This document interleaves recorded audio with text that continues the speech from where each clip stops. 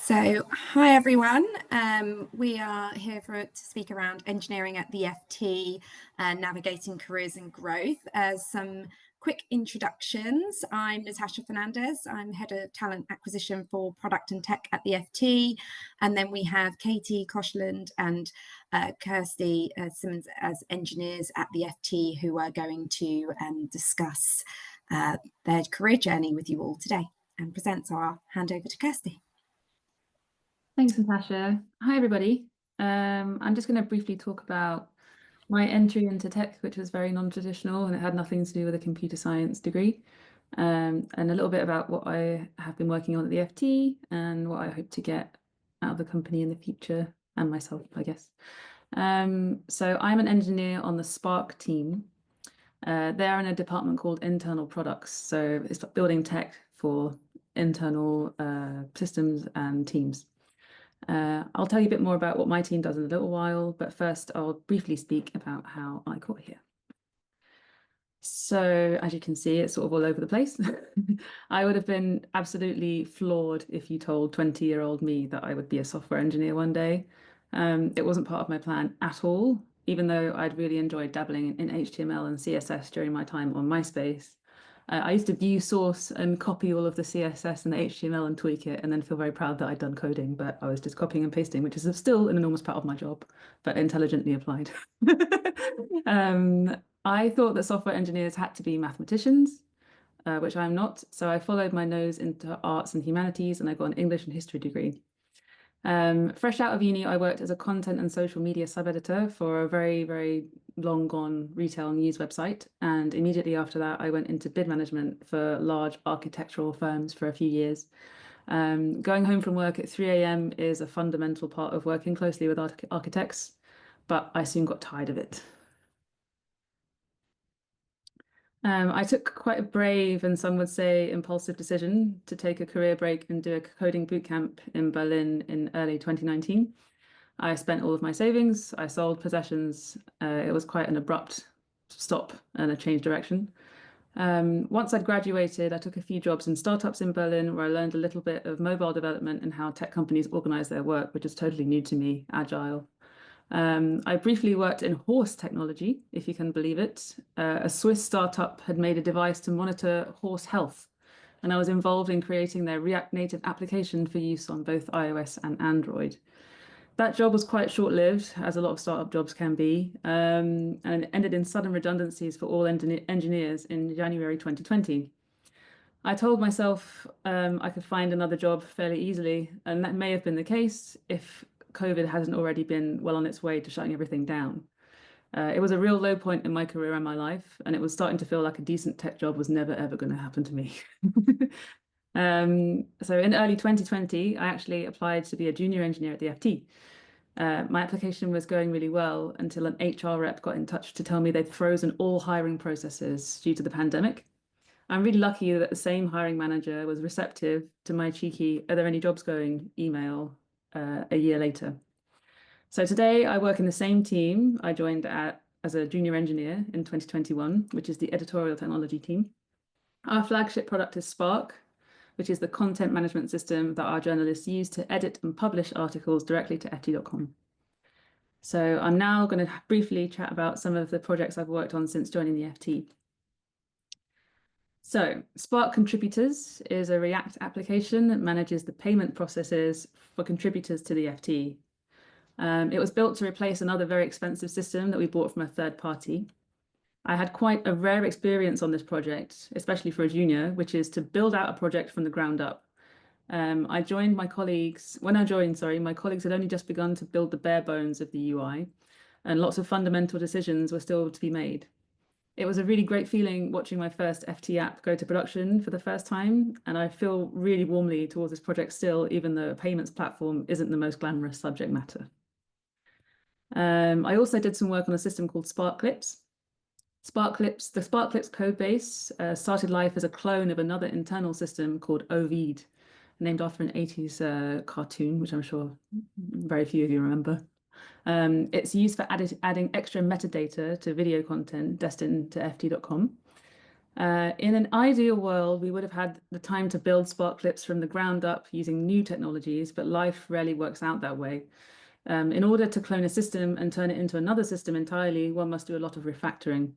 Some of that refactoring was my job, and I learned a lot from digging around in ancient functions. And while I was on secondment last year with the cybersecurity team, I worked on the GitHub Advanced Security rollout. So in a nutshell, GitHub Advanced Security, or GAS as it came known, is designed to keep bad actors out of projects in GitHub repositories. And it does so by making sure that you have safe and up-to-date dependencies installed in your projects. And it even scans code when you git push. It's okay if I don't know what that means yet, but it scans code while you're working on it, basically, to ensure that developers aren't leaking any API keys or other sensitive information. I actually did very little coding during my time with the cyber team, which always surprises people, but a lot of the work that team does is focused on making other people's code and projects safer.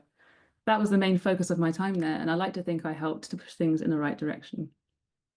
I'll stop briefly, actually. This isn't in my speaker notes, but the FT is actually really good at offering internal secondments, so one is never stuck in the job that they're hired in, and you can do boot camps for 2 weeks, or secondments for up to a year. In my case, it was mat leave, which is a great experience, and I don't think that's very common from what I've learned from my tech friends. So I'll very quickly mention a project that we've just wrapped up to give you a sense of what I'm working on now. So right now I'm back working in the Spark content management system codebase. I have just finished delivering the project I've been working on since the beginning of this year, which is custom components for the homepage. In a nutshell, a custom component is a configurable UI element that journalists can use to create entirely new experiences for FT readers. They're already in use on ft.com, but only within the articles and not directly on the homepage. I've included a screenshot of our video grid custom component so that you can see what I mean by configurable UI element. With a video grid, the user can click on any one of the videos and watch a short clip that really enhances their connection to the story. I'm not able to show you an example of a custom component on a homepage yet, since the project isn't due for completion until the very end of April. We tested it this past Friday internally, and it seemed to work well, so fingers crossed. And what the future holds. I think it makes sense to say a little something about what my future at the FT might look like. Of course, I don't have a crystal ball, but I am working hard at building up my skills and experience so I can put in an application for a Senior Engineer 1 job in the next 12 months or so. I'm working on this quite steadily with my manager, who's very invested in pushing me to the next level. And she's constantly on the lookout for opportunities that we think will be good to build out the weaker spots of my skills and experience profile. She actually often takes initiative on this herself, and I found that that's quite characteristic of FT managers. They're constantly on the lookout for you, which is not the experience I've had at some other jobs. The FT recently made a change to how engineer jobs are organized beyond Senior Engineer 2 level. We now have an engineering manager pathway and an individual contributor pathway. This is something that's characteristic of the industry. There is no expectation that I will have made up my mind at this stage in my career, but right now I'm doing my best to try and secure as much tech leading experience as possible to try and broaden my technical skills and experience. And as for the management side, I'll be doing some courses this year with the support of my team so I can learn what good people management looks like, and to try and work out whether I can see myself on that pathway to be a people manager. I can see upsides to both pathways, really, so picking one is a fun problem to have. And also, I think being a people manager would really bring to bear my experience and skills from previous careers. So yeah, I hope that was at least a little bit interesting. Thank you so much for listening to me, and I'll pass over to Katie Koshland. Thank you, Kirsty. Hi, everyone. Next slide, please. Next slide, please. Hi, everyone. I'm going to start by asking you all a question, and I can see there's already comments around this in the thread, but how many of you have ever doubted your ability to succeed in tech because you didn't follow the traditional path? Right, I can see some of you are nodding, and that's exactly how I felt when I first started. And today I'm a principal engineer at the Financial Times. So let me tell you how I got here and why anyone can succeed in tech, no matter where they started. Hi, I'm Katie Koshland. I've been in tech for 7 years, and today I want to share my journey with you and a few lessons that I've learned that I hope will help you as you begin your career in engineering. Next slide, please. I didn't begin my career as a principal engineer, and I also, like Kirsty, didn't come from a traditional computer science background.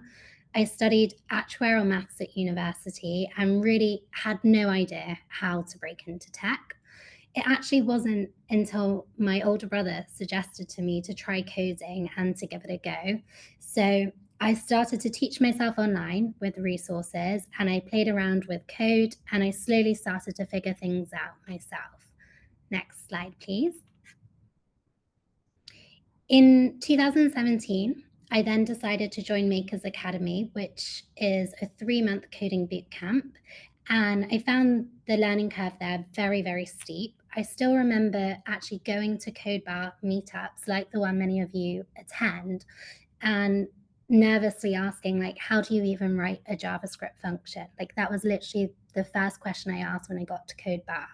And that moment really marked the beginning of my journey in tech. After the bootcamp, I faced lots of rejections. I remember having rejections thrown in all directions, but I stayed persistent and I continued to keep focus on the learning and the development.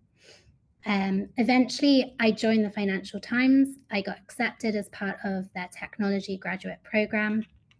So I started at the FT in 2017 as a graduate engineer. There was so much to learn on day one, but I was really lucky to be part of an extremely supportive team. After a year, I was promoted and began taking on more complex work as a junior engineer. Next slide, please. And over time, I became an engineer and a tech lead, where I learned that, leadership isn't just about the code, it's also about the people. I had to communicate clearly, make decisions, and really support others, not just in my immediate team, but other teams as well. Then in 2019, I became a senior engineer, where I tackled bigger technical challenges and mentored and line managed about 4 to 6 engineers. I realized at that point that, it wasn't just growth in engineering wasn't always linear. It was about staying open to learning and embracing each challenge that was presented to me. And then 4 years ago, in 2021, I became a principal engineer. And now I continue with that role, and I help shape the strategic and technical direction, mentor engineers, and influence decisions across multiple teams at the FT. And you know what? I still don't know everything, and that's really okay. Being a principal engineer isn't about having all the answers. It's about helping others grow and creating the conditions for great engineering within the teams you're responsible for. Next slide, please. So looking back on my journey, I wanted to share with you that there are a few key lessons that I learned that have really helped shape me throughout my development and career journey. Next slide, please. The first is about embracing a growth mindset. So when I started, I made loads and loads of mistakes. And at first I felt like I was failing because I felt like I was failing because, I was making mistakes, things, I wasn't confident in the code that I was writing, but I shifted that mindset and I began to ask myself, what's the lesson I'm learning here from making a mistake? From very early on in my job, I remember still to this day, it haunts me that I merged a bug into production and I felt really awful. But it taught me how to improve my debugging and review process. So every mistake that happened in my career became a chance to grow and a chance to learn. And I think that mindset's really important, where you're kind of shifting from fear to curiosity. And I think it really makes a big difference. So my advice here is don't worry about being perfect. Mistakes happen, but focus on the learning part of it and you'll grow faster then if you think like that. Next slide, please. Secondly is communication is everything. I used to think that writing like great code was the most important thing. And look, of course it is important, but I also learned that collaboration and communication are just as essential in your role. So whether you're explaining your thought process, you're reviewing someone else's code, or working with product managers, the ability to communicate clearly is really a big superpower. So again, my advice here is practice explaining things simply. The better you can share your ideas, the more impact you'll have. Next slide, please. Thirdly, seek out challenges. I like to call this, with the people I manage as well, the uncomfortable stretch. You know, find those opportunities, the things that kind of take you out your comfort zone, and really go for them. So a good example from my experience is I've always been terrified of public speaking. It's something I've never felt confident to do, but at the time, as a junior engineer, my manager suggested I take up public speaking and do a conference talk for a particular piece of work I was doing at the time. I pushed myself to do it, and it was incredibly rewarding. And since then, I've spoken at numerous international conferences on various topics. And every time I've learned something and I've got more confident in public speaking. So my advice here is say yes to things that scare you or feel perhaps somewhat an uncomfortable stretch, because that really gives you the opportunity for growth. Thank you. Next slide, please. After that, so those are some lessons I've learned in my career, but now I'd like to share some practical advice for junior engineers, practical tips I wish I had known when I started out. Next slide, please. So first, focus on the fundamentals. It's really, really tempting to chase every new framework or tool, but mastering the basics like problem solving, clean code, and how systems work under the hood will really take you further. I remember I had this ongoing joke where I was constantly ordering new books, like tech books on different programming languages and frameworks. And the time they arrived at home, I was already moving on to the next thing. So yeah, my advice here is don't try and chase every new technology. It's good to keep up with the trends, but really start on focusing on the fundamentals. Get really good at debugging, breaking down problems, and understanding how things work. So you've got a solid foundation. Next, please. Secondly, ask questions, and like lots of them. I used to be really afraid of asking dumb questions. I thought if I asked questions, people would know I didn't understand what was going on in meetings or for a particular piece of code. But I learned that asking questions actually shows curiosity, not weakness. So even now, as a principal engineer, I always ask questions every day to either clarify, understand, or even to learn a new perspective, you know, how a different engineer would approach a problem.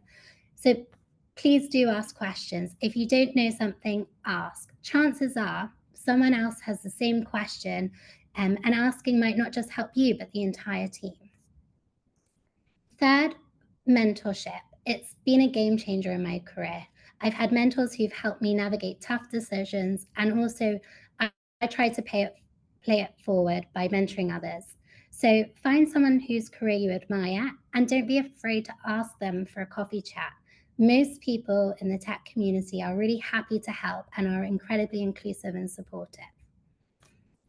And finally, take care of yourself. I remember early in my career, I thought I had to work constantly on side projects on weekends, in the evenings, you know, coding all night to succeed like you see in the movies.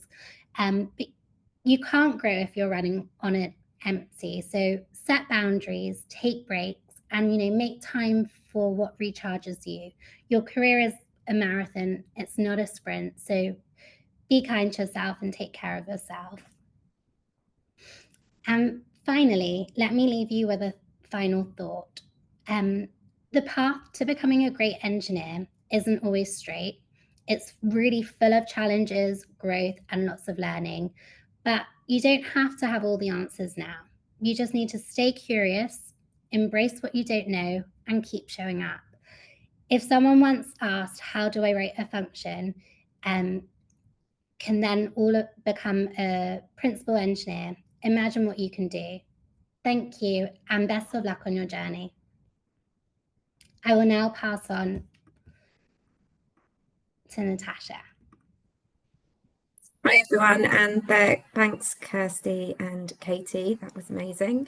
A little bit around how you can register your interest. So if you are interested in future opportunities at the FT, you can join our talent community. where you can gain access to career events, networking opportunities, job alerts that align with your skills and aspirations. So scan the QR code and you can register your interest, and we can send you, daily updates, quarterly updates and newsletters, which might be of interest. So please do scan that if you would like to register with us. Also, we have launched a Life at FT Instagram last year. So if you really want to see what Life at the FT is all about and keep updated, please follow at Live at FT Instagram page for an inside look at our culture, our people, the exciting events we attend, from behind the scenes moments, the stories that showcase our passion, innovation and diversity, and see firsthand what makes the FT a great place to work. So if you want to keep updated, please do follow us on Instagram. You've always got our career site for future opportunities and our current opportunities as well. And you can also find out more about us through our Life at FT blogs on our careers site. If you go onto career blogs, you can see real life stories from colleagues across the business, their careers, challenges, and what makes FT a unique place to grow. There's some wonderful stories from so many people throughout the business, so please do have a read. It's really empowering and wonderful to hear. So you've got our socials and our interests, so please do take a look.